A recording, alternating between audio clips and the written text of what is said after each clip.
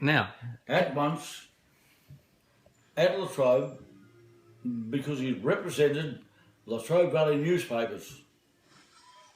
He wrote for them, but his father came up here as his trainer. Came here at one Latrobe, and they pulled him from 120 yards back to damn near scratch. A couple of years later, he was in scratch and stayed there ever since. Keith Oliver, a good bike rider, a real good bike rider. And that's all where it came from. Then as years went by, he retired. Then we know a bloke called Graham McVilly, who unfortunately was killed by a horse, with horse training, while he was a trainer at the Hobart Football Club. And Macca had won Sun Tour, he won state titles in Tasmania and done all that type of thing.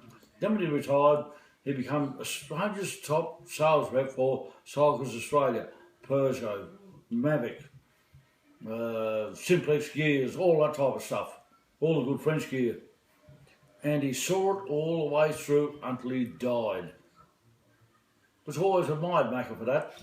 What he started with, he finished with. It's good. you mentioned some other riders that were riding in the same colours.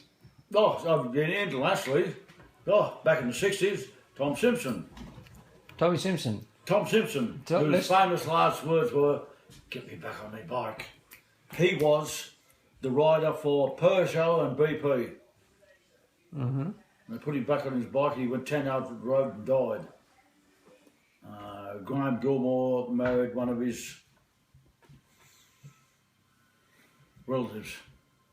It was a sad day on bikes when Simpson died. Yeah. He looked like being the first English-speaking winner to win the Tour de France, if not a world title. Yeah. Then there was Raymond Poulador, who was always called Monsieur Second. He took on Oncatil. He took on Eddie, and he just kept on going. And then the only man that came in through the intervening period that really took them apart, he rode one amateur bike race and then turned pro and damn near won the Tour de France. It was Felice Gimondi. And as years went by, Eddie would attack down one side of the road and they'd all figure out who's going to run second, who's going to run second. They're going off the back as though they'd been shot. And the only man that rode up the road to attack him shoulder to shoulder was Felice Gimondi on his Bianchi bike. Felice Gimondi was an Campionissimo del Mondo, but wasn't crowned as such. He was a great bike rider.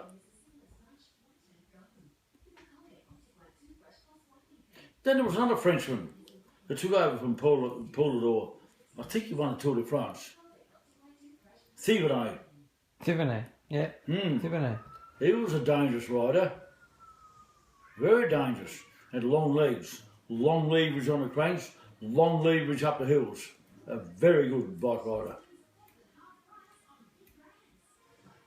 What else you want to say about him?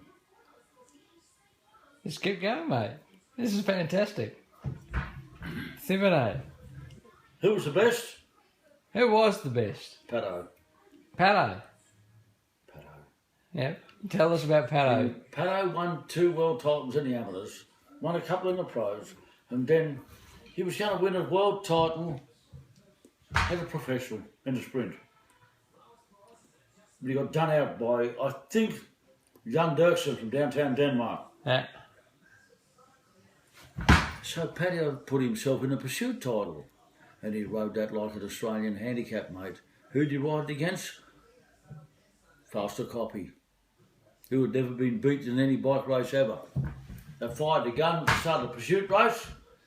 I think it was about 4 or 5 laps later, Pato was hot up his arse, lapped him, rode off like he was riding the Bangarata wheel race, Burnley wheel race, Latrobe wheel race, went straight down and, yeah, gotcha. Another Australian title for Pato. Pato was superb, mate. Absolutely superb. There you go. Mm-hmm. One of the best bike riders you've ever seen. Oh, Absolutely. I remember going as a kid to watch bike riding. It got me interested in it. What age were you when you Oh, you were 10 years interested? old. 10 years of age. Yeah, before you could start racing properly.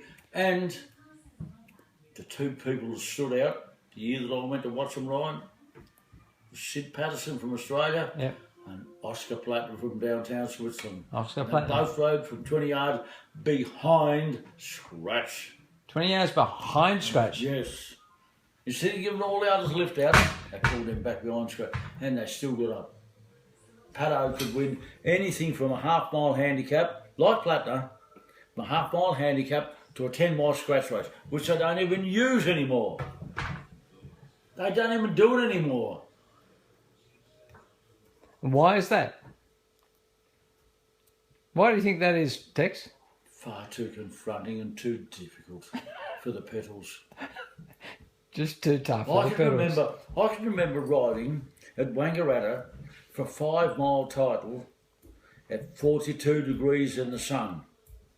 And the time for the 5-mile scratch race was 9 minutes and 15 seconds, which is 45 seconds inside even time for 30 mile an hour all the way at 3 o'clock in the afternoon. Started off with 35 starters, only 6 of us finished. That is just an amazing story.